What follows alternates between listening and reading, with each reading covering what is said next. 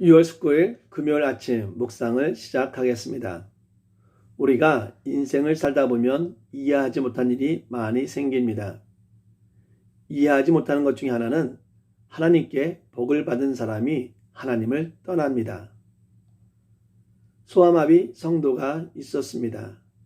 교회에서 성도님들과 같이 기도하여 소아마비가 완전히 나았습니다. 놀라운 것은 회복된 이후로 교회에 나오지 않았습니다. 어떤 사람은 예수 믿은 후 다른 사람들보다 물질적인 복을 얻었습니다.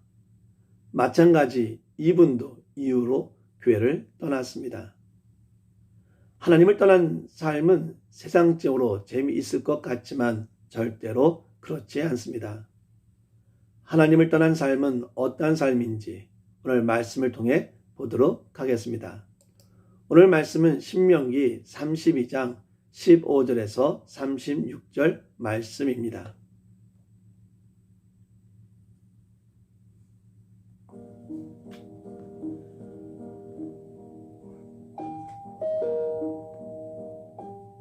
신명기 32장 15절에서 36절 말씀입니다. 그런데 여수룬이 기름짐에 발로 찼도다. 내가 살찌고 비대하고 윤택함에 자기를 지으신 하나님을 버리고 자기를 구원하신 반석을 업신여겼도다. 그들이 다른 신으로 그의 질투를 일으키며 가증한 것으로 그의 진노를 격발하였도다. 그들은 하나님께 제사하지 아니하고 귀신들에게 하였으니 곧 그들이 알지 못하던 신들, 근래 들어온 새로운 신들, 너희의 조상들이 두려워하지 아니하던 것들이로다. 너를 낳은 반석을 내가 상관하지 아니하고 너를 내신 하나님을 내가 잊었도다. 그러므로 여호와께서 보시고 미워하셨으니 그 자녀가 그를 경노하게 한 까닭이로다. 그가 말씀하시기를 내가 내 얼굴을 그들에게서 숨겨 그들의 종말이 어떠함을 보리니 그들은 심히 패역한 세대여 진실이 없는 자녀이미로다. 그들이 하나님이 아닌 것으로 내 질투를 일으키며 허무한 것으로 내 진노를 일으켰으니 나도 백성이 아닌 자로 그들에게 시기가 나게 하며 어리석은 민족으로 그들의 분노를 일으키리로다. 그러므로 내 분노의 불이 일어나서 스올의 깊은 곳까지 불사르며 땅과 그 소산을 삼키며 산들의 터도 불타게 하는도다. 내가 재앙을 그들 위에 쌓으며 내 화살이 닿을 때까지 그들을 쏘리로다. 그들이 주림으로 쇠약하며 불같은 더위와 독한 질병에 삼켜질 것이라. 내가 들짐승의 이와 티끌에 기는 것의 독을 그들에게 보내리로다. 밖으로는 칼에, 방 안에서는 놀람에 멸망하리니 젊은 남자도 처녀도 백발노인과 함께 젖먹는 아이까지 그러하리로다. 내가 그들을 흩어서 사람들 사이에서 그들에 대한 기억이 끊어지게 하리라 하였으나 혹시 내가 원수를 자극하여 그들의 원수가 잘못 생각할까 걱정하였으니 원수들이 말하기를 우리의 수단이 높으며 여호와가 이 모든 것을 행함이 아니라 할까 염려함이라. 그들은 모략이 없는 민족이라. 그들 중에 분별력이 없도다. 만일 그들이 지혜가 있어 이것을 깨달았으면 자기들의 종말을 분별하였으리라. 그들의 반석이 그들을 팔지 아니하였고 여호와께서 그들을 내주지 아니하셨더라면 어찌 하나가 천을 쫓으며 둘이 만을 도망하게 하였으리요. 진실로 그들의 반석이 우리의 반석과 같지 아니하니 우리의 원수들이 스스로 판단하도다. 이는 그들의 포도나무는 소돔의 포도나무요 고모라의 밭의 소산이라. 그들의 포도는 독이 든 포도이니 그 송이는 쓰며 그들의 포도주는 뱀의 독이요 독사의 맹독이라. 이것이 내게 쌓여 있고 내 곳간에 봉하여 있지 아니한가. 그들이 실족할 그때에 내가 보복하리라. 그들의 환난 날이 가까우니 그들에게 닥칠 그 일이 속히 오리로다. 참으로 여호와께서 자기 백성을 판단하시고 그 종들을 불쌍히 여기시리니 곧 그들의 무력함과 갇힌 자나 노인자가 없음을 보시는 때로다.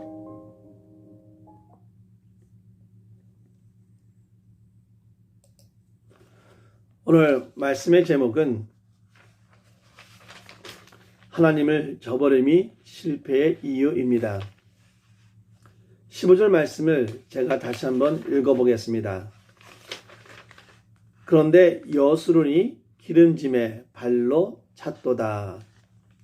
성경은 이스라엘이라는 이름 대신에 여수론 이름을 씁니다. 여수론이란 정의로운 이스라엘이란 의미로 의로운 나라로 선택받은 이스라엘을 가리킵니다. 그러나 본문에서 사용된 여수론의 의미는 의로운 이스라엘로 사용된 것이 아니라 자신을 풍요롭게 하신 하나님을 배반하는 이스라엘의 의미로 사용하고 있습니다. 하나님을 배반하는 이스라엘을 의로운 이스라엘이라 표현하는 것은 그들이 어떠한 존재임을 보여주며 그들을 더욱 책망하기 위함입니다. 이름값 좀 하라라는 말이 있습니다. 이 말은 이름에 맞게 삶을 살라는 것입니다.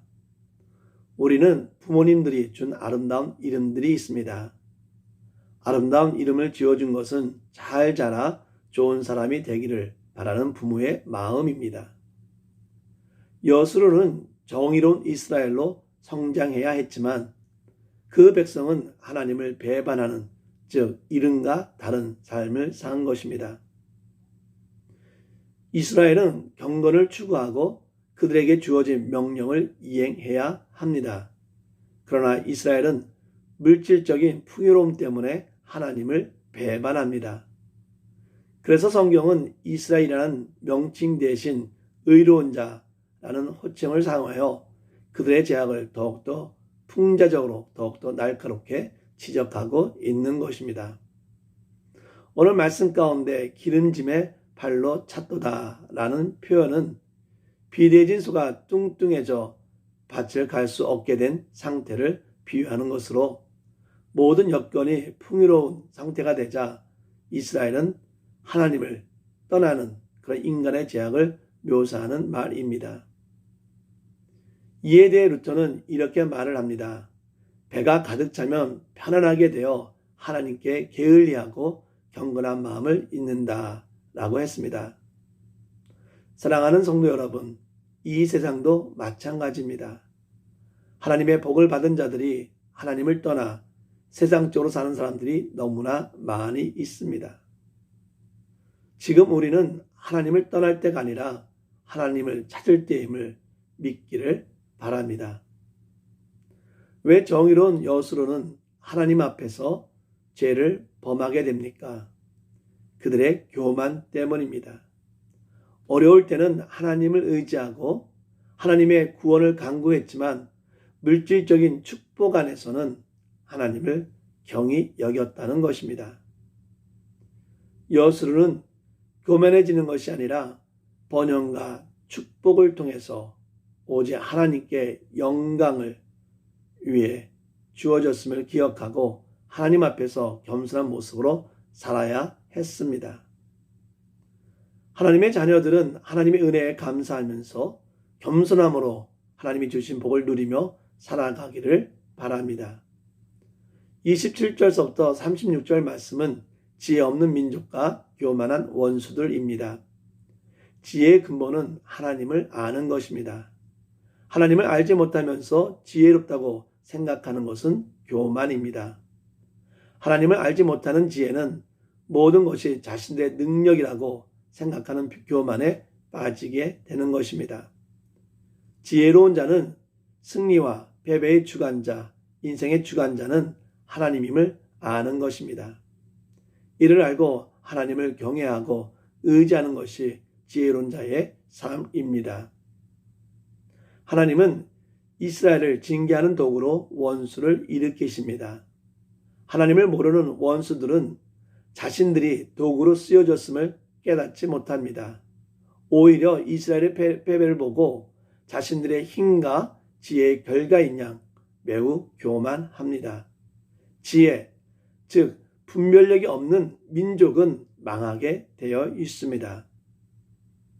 이스라엘의 진짜 원수는 외부가 아닌 내부에 있습니다. 대적들에 의해 멸망되는 것이 아니라 하나님을 저버린 우상 숭배가 멸망의 이유입니다. 하나님은 하나님의 백성이 멸망되는 것을 원치 않으시며 여전히 하나님께서는 백성을 불쌍히 여기십니다. 여전히 하나님의 은혜 안에 있는 이스라엘 백성은 하나님께 되돌아가야 합니다.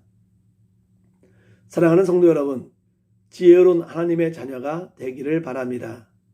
하나님은 자녀를 잡은 손을 절대 놓지 않으십니다. 손을 놓는 것은 바로 우리들입니다. 하나님의 자녀가 해야 할 일은 놓았던 하나님의 손을 다시 잡아 회복하고 은혜의 삶을 살아야 하는 것입니다. 오늘 하루도 하나님의 손을 잡고 동행하는 지혜로운 삶을 살기를 바랍니다. 일상의 복이라는 글을 읽어드리도록 하겠습니다. 한 형제와 교제 중인 어떤 자매의 고백을 들은 적이 있습니다. 자매를 무척 좋아했던 그 형제는 자매가 아무리 쌀쌀맞게 굴어도 한결같이 친절했습니다.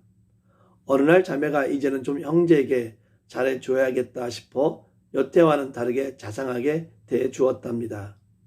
그러기를 한두 달 하니 형제의 태도가 반대로 변했습니다. 불만과 요구사항이 더 많아지더라는 것입니다. 그러면서 처음에 보여주었던 그 형제의 마음, 씀씀이와 긴장감이 아쉽다고 토론했습니다. 이는 남녀 간의 문제만이 아닙니다. 인간의 가장 큰 허물은 축복이 계속되면 그것을 더는 축복으로 생각하지 않는다는 것입니다. 축복을 당연하게 생각하면 축복이 재앙으로 변하는 날이 옵니다. 일상, 즉 매일이 같다는 것은 축복이지 불평거리가 아닙니다. 만약 평소 같은 일상이 아니면 비상이라는 말인데 그것은 결코 즐겁게 맞이할 일이 아닙니다. 일상의 평온이 유지될 때 인간이 해야 할 일은 예배입니다. 하나님 말씀이 우리를 끊임없이 자극하고 인생줄을 팽팽하게 당겨주기 때문입니다. 일상의 복을 복으로 알아야 합니다. 늘 같은 일상을 사는 것이 건태롭고 지루하고 재미없다면 내 영혼이 사치에 물든 줄 알아야 합니다. 예배와 말씀 묵상과 기도로 일상을 꾸려나갈 때 우리가 당연하게 생각한 것 중 정말로 당연한 것은 아무것도 없음을 깨닫게 될 것입니다. 오늘 말씀을 통해 하나님의 말씀을 경히 여기며 불순종하며 살고 있는지 생각해 봅시다. 내가 하나님 말씀에 불순종한 것은 무엇이고 순종해야 할 것은 무엇인지 생각해 보기를 바랍니다. 오늘 말씀을 통해 우리는 지혜로운 삶을 살고 있는지 생각해 봅시다. 지혜로운 자는 하나님만을 의지하며 살아가는 삶입니다. 오늘 하루 하나님만 의지하면서 지혜로운 삶이 되기를 진심으로 바랍니다. 기도하겠습니다. 하나님은 우리에게 복을 주시는 하나님이십니다. 우리는 우리가 누리는 복을 보면서 혹시나 이것은 나의 능력이라고 교만한 생각을 갖고 있지 않은지 생각해 보게 하여 주시옵소서. 우리의 복은 우리의 능력으로 오는 것이 아니라 하나님의 은혜로 오는 것임을 깨닫게 하여 주시고 겸손의 삶을 통해서 더욱더 하나님만을 의지하는 삶이 될 수 있도록 인도하여 주시옵소서. 이스라엘처럼 본인들이 풍부해졌기 때문에 이제는 하나님을 배반하는 것이 아니라 우리는 그들과 다른 삶, 우리의 풍족함이 하나님의 것임을 고백하면서 더욱더 하나님을 의지하는 삶을 살아가게 하여 주시옵소서. 오늘 하루도 하나님을 아는, 모든 것이 하나님의 은혜임을 고백하는 지혜로운 삶을 살게 하여 주시옵소서. 지혜로운 삶을 통해 하나님이 주시는 귀한 은혜들을 풍족하게 누리며 살아갈 수 있는 우리 귀한 성도 될 수 있도록 인도하여 주시옵소서. 우리 귀한 성도를 기억하여 주시옵소서. 그들의 건강 지켜주시고 또한 우리와 떨어져 있는 귀한 식구들도 기억하여 주시옵소서. 예수님의 이름으로 간절히 기도합니다. 아멘.